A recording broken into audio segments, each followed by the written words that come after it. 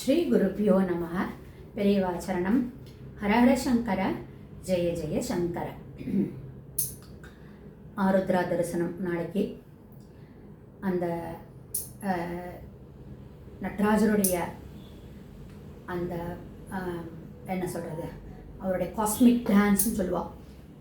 அவருடைய அந்த நடனத்தை அனுபவிக்கணும் அப்படின்னு சொல்லிட்டு தான் இந்த களி ஒன்று அந்த இதை அனுபவிக்கணும் அப்படிங்கிறது தான் இந்த ஆருத்ரா தரிசனத்தினுடைய ஒரு முக்கிய தாத்பரியமாக இருக்குது. நம்ம இது ஆல்ரெடி தெய்வத்தின் குரலில் பார்த்துருக்கோம். நம்ம அந்த அந்த களி, அந்த எதுக்காக அந்த களி பண்ணுறது அப்படின்னா அதனுடைய ஒரு உன்மத்தம் ஆயிடுறது மனசு.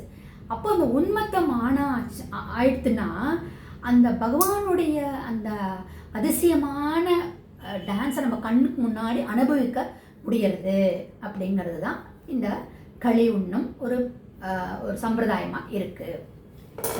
இதை முன்னிட்டு நம்ம திருவிளையாடல் புராணம் எடுத்துட்டுருக்கோம் இன்னைக்கு.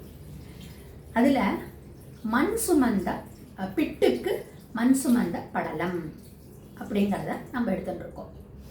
எல்லாருக்கும் தெரிஞ்ச கதை தான். ஒரு மதுரையில் ஒரு கிழவி பாட்டி, வந்தி பாட்டி அப்படின்னு அந்த பாட்டியோட பேர். ஒரு 80 வயசு இருக்கும் அந்த பாட்டிக்கு. ஸோ அந்த ஏஜுக்குரிய ஒரு சுருக்கங்கள், முடியாமல் இருக்கிறது. ஆனால் உழைப்பாளி. அந்த பாட்டி உடம்பு முடியலன்னா கூட நல்ல உழைப்பாளி.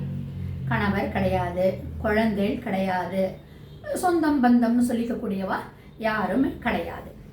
ஸோ என்னன்னா அந்த பாட்டி புட்டு சுட்டு வியாபாரம் பண்ணிட்டுருக்கா. ஆனால் எப்போ பாரு நமச்சிவாய நமச்சிவாய நமச்சிவாயன்னு பஞ்சாட்சர மந்திரத்தை எப்போ பாரு வாயில் ஜபிச்சுட்டே இருக்கக்கூடியதான் அந்த பாட்டிக்கு ஒரு என்ன சொல்கிறது, ஒரு பழக்கமாக இருந்தது. ஸோ சிவார்ப்பணம் சிவார்ப்பணம்னு சொல்லுவா, நமச்சிவாய வாழ்க, இப்படியே சொல்லிகிட்டே தன்னுடைய வியாபாரத்தை பண்ணிட்டு இருக்கா. என்ன அப்படின்னா சொல்லுவா இல்லையா, அந்த அந்த 5 எழுத்து சொல்கிற போச்சே, அந்த கைகளினால் பிசைந்து முக்கட்கரும்பினை அன்பினால் பகவானுக்கு அர்ப்பணம். ஸோ அது கை தளர்ந்து போன கையே, ஆனாலும் தன்னால் என்ன முடியுமோ அதனால் பிசைஞ்சு அந்த புட்டுக்கு மாவு பிசைஞ்சு அந்த குழலில் போட்டு புட்டு சுட்டு வியாபாரம் பண்ணக்கூடிய ஒரு, அதில் வரக்கூடிய ஒரு வருமானத்தை வச்சுட்டு தன்னுடைய காலத்தை தள்ளின்னு இருக்கக்கூடிய ஒரு கிழவியாக இருக்கா. அதுதான் உள்ளன்போட நம்ம செய்யணும். எது பண்ணாலும் ஹோல் ஹார்ட்டடாக பண்ணுற போச்சே அது நிஜமாலுமே பகவானுக்கு போய் சேர்றது, சிவார்ப்பணமாகவே ஆகிடுறது அப்படின்னு சொல்லிட்டு அதுக்கு தானே பெரியவா அந்த மாதிரி சொல்கிறா, எந்த ஒர்க்கு பண்ணாலும் ஒரு ஃபுல் இன்வால்மெண்ட்டோட நம்ம பண்ணணும் அப்படின்னு சொல்லிட்டு. சரி, இந்த பாட்டி என்ன பண்ணுவா, டெய்லி புட்டு வியாபாரத்தை பண்ணுறதுக்கு முன்னாடி அந்த சொக்கநாதரை போய் பார்த்துட்டு கொடிமரத்துக்கிட்ட உட்காந்துட்டு சிவார்ப்பணம் சிவார்ப்பணம் அப்படின்னு சொல்லி, நல்லா வியாபாரம் நடக்கணும், எனக்கு நிறையா, எனக்கு கை நிறையா காசு வரணும், அந்த மாதிரி கோரிக்கைகள்லாம் இல்லை. என்ன, சிவார்ப்பணம் சிவார்ப்பணம் அப்படின்னு சொல்லிட்டு ஒரு நமஸ்காரத்தை பண்ணிட்டு வியாபாரத்துக்கு கிளம்பிடுவா. ஆலகால விஷத்தையே உண்டவனாச்சே அந்த நீலகண்டன்.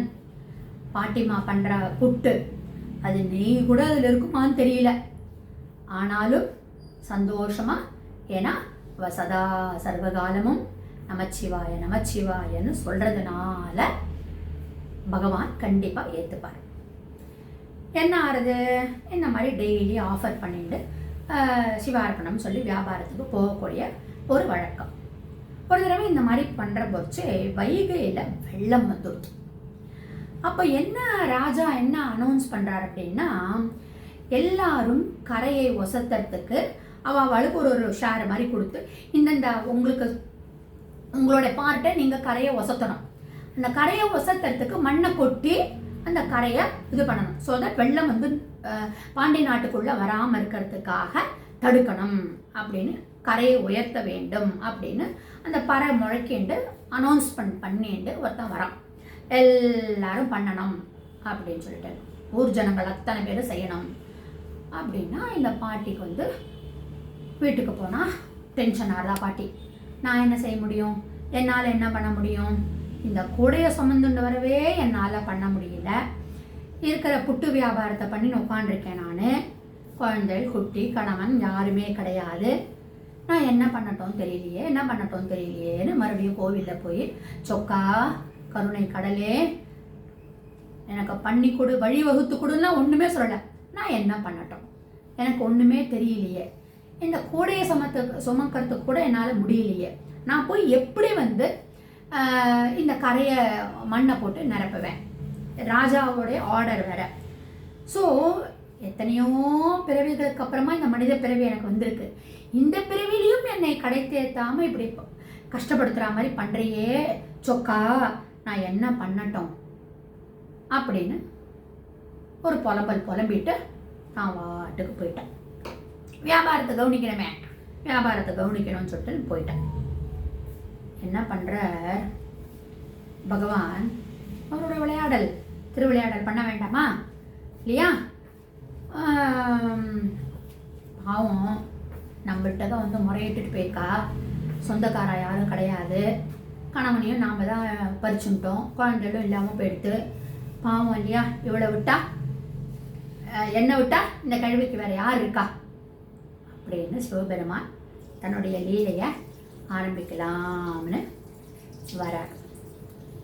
ஒரு கூலி வேலை செய்யறவனா வரார்.